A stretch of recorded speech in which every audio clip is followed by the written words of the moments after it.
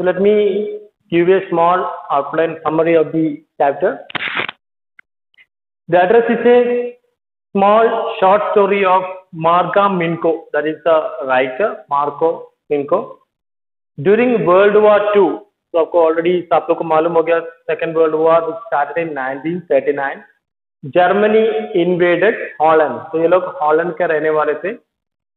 A woman with a daughter, तो वार के time पे बहुत सारे लोगों को अपना घर छोड़ के जाना पड़ेगा, अपना बिलोंगिंग छोड़ के जाना पड़ेगा, अपना पूरा जमीन घर ये सब छोड़ के जाना पड़ता है. सेम वे ये लेडी को अपने बेटी को लेके घर छोड़ के जाना पड़ा. ठीक है. So what happened no, when she had to leave a house, she had to keep so all the belongings. आपको मालूम है सबके घर पे बहुत सारा वैल्यूबल चीजें होगा और ये सबको लेके जाना इट्स नॉट पॉसिबल. तो what happened, one of mothers, ये ऑथर का या राइटर का, ये जो मार्को, ये जो कहानी में जो बेटी है, उनके मदर का एक पहचान वाले एक औरत पास में रहते थे. वो एक दिन आके बोला कि वार टाइम है, आप कभी भी घर छोड़ के जाना पड़ेगा, तो यू डू वन थिंग, मैं आपका सारा चीजों को संभाल के रखेगा. तो ऐसे बोलकर उस घर में जितना भी वैल्यूबल चीजें थे वो लेके चला गया ये मदर के फ्रेंड्स. तो बहुत सालों बाद वार खत्म हो गया, और बट साथ ही साथ दुख की बात है कि उनके मम्मी की भी डेथ हो गई. तो उस बेटी को इस चीजों के बारे में याद आता है. तो इस पर्टिकुलर चैप्टर में का स्टार्टिंग ऐसे होता है कि वो बच्ची जो बड़े होके, मतलब अपने मम्मी के डेथ के बाद, वो इस चीजों के लिए पूछने के लिए, इस चीजों को पूछने के लिए उस लेडी के पास आता है. इस तरह इस कहानी या इस चैप्टर स्टार्ट होता है. So the mother dies long after the war, the daughter comes back to her town. तो जैसे मैंने बोला, उस टाउन में वो बेटी वापस आते हैं. She meets a woman with whom her mother had left all her belongings. तो जो भी चीजें उनके मदर ने छोड़ के रखा था उस चीज के लिए पूछने के लिए वो आते हैं. The woman even refuses to recognize her. चीजें देना दूर की बात है, उस औरत ने इसको पहचानने में ही इनकार कर दिया. ऐसे बिहेव किया कि she doesn't know that girl. Nor does she show any intention of returning the things she has in her possession. तो उन्होंने इस बेटी के, इस लड़की के मदर से जो भी चीजें रखा था, उसके बिहेवियर से ऐसे लग रहा था कि वो चीजें देने का कोई इंटेंशन ही नहीं है. तो इस पर्टिकुलर गर्ल, इस एड्रेस का जो कैरेक्टर है, वो इस चीजों को वापस लेते हैं. क्या उनको वो चीजें मिलते हैं? Let's see in the chapter.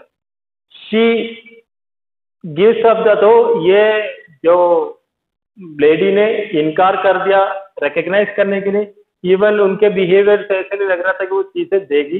तो what happens, this girl she gives up the idea of getting them back again. तो उन्होंने मन ही मन डिसाइड किया कि ठीक है, अगर ये औरत वो चीजें देने में रेडी नहीं है तो मैं इनको लेने के लिए ज्यादा कुछ करेगा नहीं, मैं चुपचाप इधर से चला जाता हूँ. She decide to leave all of them behind with her. तो सारा चीजों को बिना लिए वो उधर से जाने के सोचते हैं. She resolve to forget the address. तो जो एड्रेस उनके मम्मी ने सालों पहले बोला था, जिनको वो याद करके वापस आया, तो उनको अभी लगा कि ये चीजें वापस नहीं मिलने वाला. तो उन्होंने डिसाइड किया कि इस एड्रेस को याद करके कोई फायदा नहीं है. तो वो डिसाइड करते कि मैं इस एड्रेस को भूल जाती हूँ. Where this belongings lie unceremonious in unpleasant surroundings.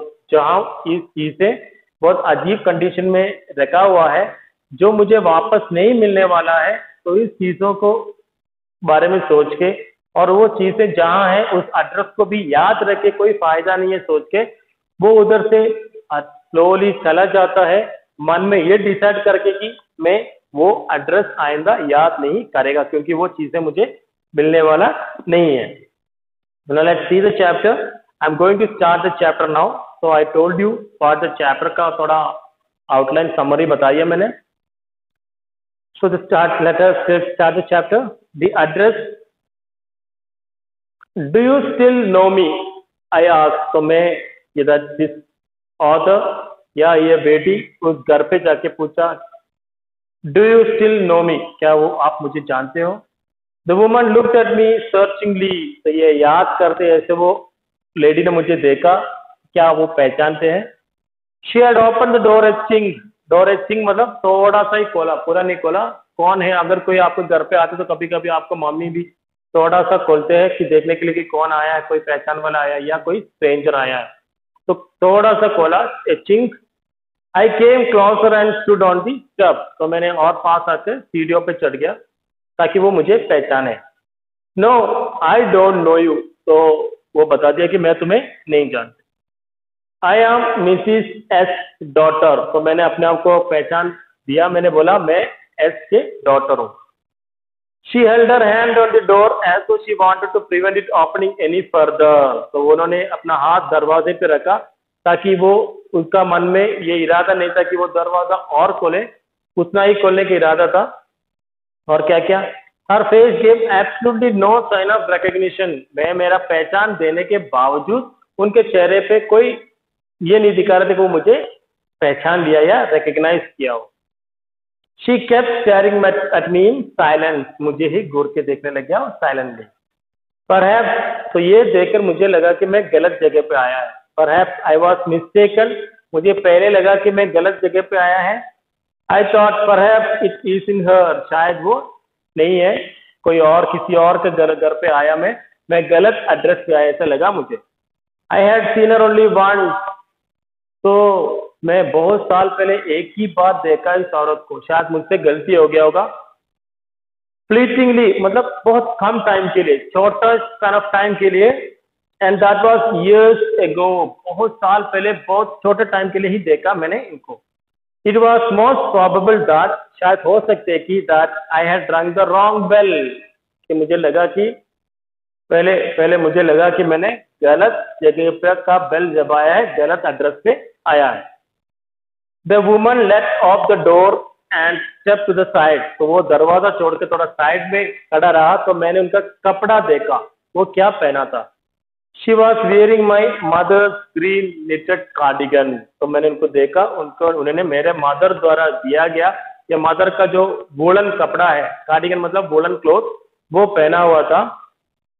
The wooden buttons were rather pale from washing, बहुत ज्यादा वॉश करने की वजह से उनका वुडन जो बटन है वो पेल हो गया, तो उसका कलर थोड़ा चला गया था। She saw that I was looking at the cardigan and half hid herself again behind the door, जब उन्होंने देखा कि मैंने उनके जो कपड़ा है वही देख रहा है, तो वो अपने आप को छुपाने के लिए डोर के पीछे चला गया। बट अभी मुझे पता लग गया कि मैंने गलत एड्रेस पे नहीं आया, सही एड्रेस पे आया है। But I knew now that I was right, right means I have come in the correct address. तो मैं कैसे पहचाना उनको, कैसे लगा कि उन्होंने करेक्ट एड्रेस पे आया है? पहले उनको लगा जब उस औरत ने ये बताया, ने ये दिखाया कि वो इनको जानते नहीं है, तो हमारे इस बच्चे को पहले लगा, इस गर्ल को पहले लगा कि उन्होंने गलत एड्रेस पे आया है। बट बाद में जब उन्होंने वो कपड़ा देखा, जिनको उन्होंने पहचान लिया कि उनके मम्मी का ही है, तो उनको अभी पक्का हो गया, she became sure that she has come to the correct address. Well you know my mother, तो मैंने पूछा तुम मुझे मेरे मदर को जानते थे ना? आई आस्क्ड, तो उनका जवाब, हैव यू कम बैक, तुम वापस आ गया? मुझे तो लगा कि कोई वापस नहीं आएगा। Said the woman, I thought that no one had come back, मुझे नहीं लग रहा था कि कोई वापस आया है। बाहर खत्म हो गया, तो बाहर टाइम पे जो लोगों ने अपना चीजें छोड़ के चला गया था, मुझे लगा कि कोई वापस नहीं आया है। ओनली मी, तो मैंने बोला ओनली मी, मैं ही हूं जो वापस आया है। फर्स्ट क्वेश्चन लिख लो, आज का पहला सवाल।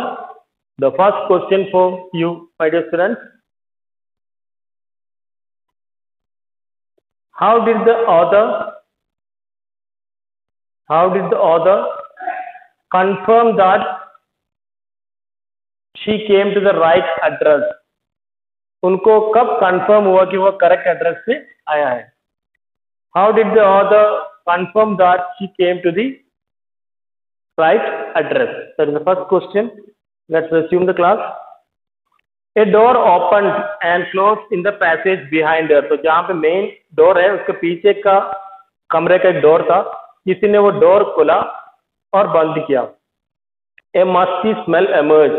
देखो समर ये सॉरी रेनी सीजन में जब आप कपड़े सुखाते और वो घर के अंदर सुखाते और वो अच्छी तरह सूखते नहीं तो एक स्मेल आता है, एक नमी वाला स्मेल, एक वेटनेस का स्मेल वो आने लग गया जब उन्होंने वो डर बोला तो a musty smell emerged. I regret I cannot do anything for you. तो वो औरत ने बोला मुझे लग रहा है कि मैं तुम्हें कुछ हेल्प नहीं कर सकता, very sorry I cannot do anything for you. तो मैंने जब बोला I have come here specially on the train, मैं ट्रेन पकड़ के इतना दूर आपसे मिलने के लिए आया है, ऐसे बोला इस गर्ल ने। I wanted to talk to you for a moment, मैं आपसे बात करना चाहता हूँ। तो क्या जवाब दिया औरत ने, it is not convenient for me now, मुझे बात करने का टाइम मतलब मेरे पास टाइम नहीं है अभी आपके लिए। Sir the woman I can't see you, अभी टाइम नहीं है, अनदर टाइम बाद में कभी आओ। तो इतना दूर वो आया तो बट औरत ने बोला अभी मेरे पास कन्वीनियंट टाइम नहीं है तुम्हारे लिए, बाद में कभी आओ। She nodded and cautiously closed the door as though no one inside the house should be disturbed. उन्होंने वो दरवाजा स्लोली बंद किया ताकि अंदर कोई हो तो वो डिस्टर्ब ना हो जाए। ठीक है। I stood where I was on the top step, sorry मैं स्टेप पे ही खड़ा रहा। The curtain in front of the bay window moved, तो अंदर का जो बे है, जो इनसाइड का जो एक कमरा जैसा जगह क्लोज एनक्लोज एरिया, उधर का कर्टन हटा के किसी कोई कुछ पूछा। Someone stared at me, उधर से कोई मुझे घूर के देखा। And would then have asked what I wanted, फिर उन्होंने शायद उस औरत से पूछा होगा ये क्यों आए हैं। Oh nothing, और वुमन ने बोला कुछ नहीं। The woman would have said it was nothing, और शायद वुमन ने बोला होगा ऐसे ही आए हैं, कुछ खास काम नहीं, it was nothing। तो I looked at the name plate again, तो मैं जाते जाते उस घर का बाहर जो नेम प्लेट है, एड्रेस है, वो देखा। डॉर्लिंग इज सेड, उसपे उस घर का आदमी का या औरत का पर्सन का नाम लिखा है Dorling, in black letters on white enamel, black letter में वाइट बैकग्राउंड में ब्लैक लेटर्स में लिखा है डॉर्लिंग, और घर का नंबर भी लिखा है। एंड ऑन द जैम मतलब डोर का वो फ्रेम पे a bit higher the number 46, तो एड्रेस क्या है, नंबर डॉर्लिंग नंबर 46 ऐसा लिखा था। Okay, second question for the day, what reply did the lady give, what reply did the lady give when the other said, I'll repeat once again, what reply did the lady give when the other said she wanted to talk to her for a moment? When the other said she wanted to talk to her for a moment. I'll repeat the question once again. Please listen carefully. What reply did the lady give? What reply did the lady give when the other said she wanted to talk to her for a moment?